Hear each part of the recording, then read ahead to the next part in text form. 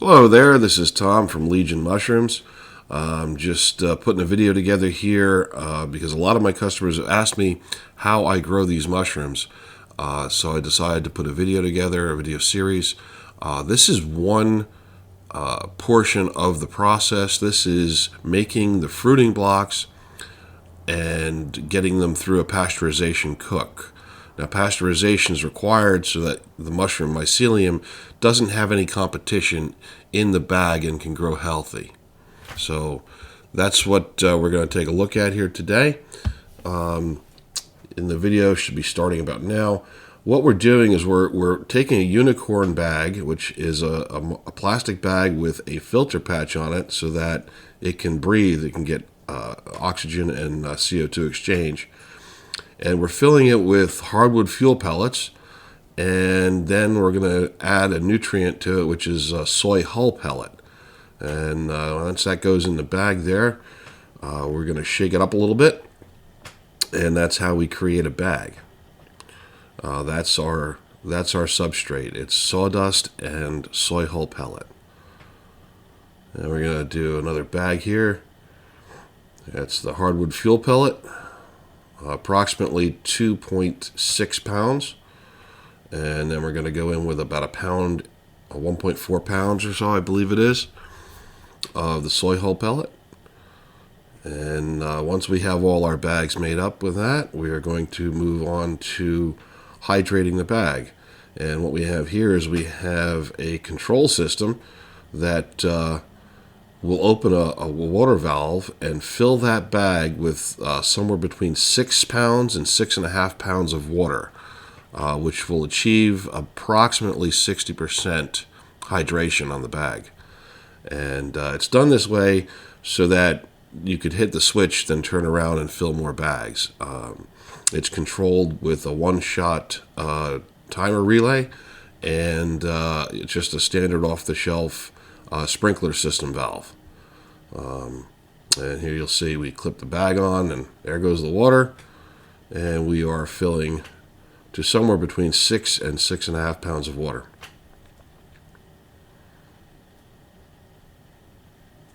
Once that's complete, we put the bags over to the side. We allow them to soak a bit so that that fuel pellet and soy hull pellet can soak up the water. We really don't want to put any liquid-filled bags into the pasteurizer because that just doesn't seem to work very well. The barrel there on the end, which we'll take a look at in a minute, is the pasteurizer.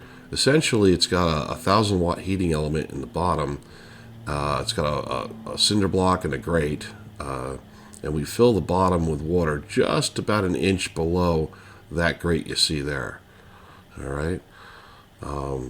And we plug that in, and the heating element is only 1,000 watts, so it only goes so far.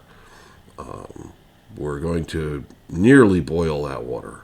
We're going to boil that water ever so slightly for a certain time period. Right now what we're doing is we're folding the bags, and we're folding these bags over in such a way so that the filter patch is covered, and the bag itself acts kind of like a gland, a gland valve. So the bags can vent pressure, but they tend to only go in one direction. In other words, the pressure comes out of the bag, but very little ever really goes back into the bag because of that that fold we're doing there. Now, once we get a couple of those going, I'll show you how we stack that pasteurizer. Now, the pasteurizer runs on a timer. I have a 24-hour timer. Very, very simple. It's 110 volts. It's nothing crazy.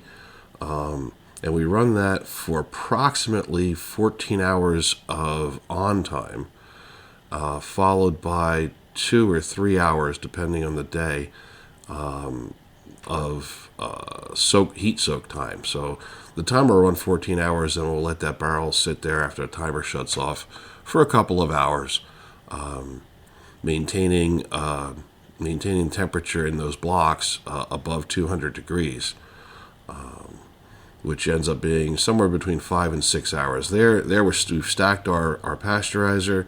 It's full. It's ready to go.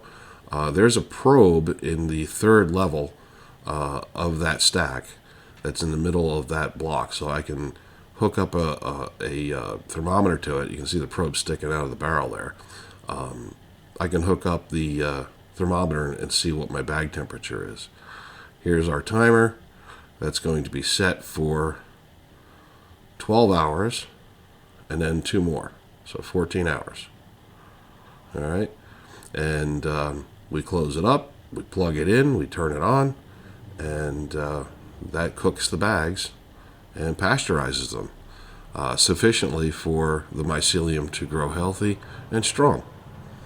So I hope you enjoyed the video.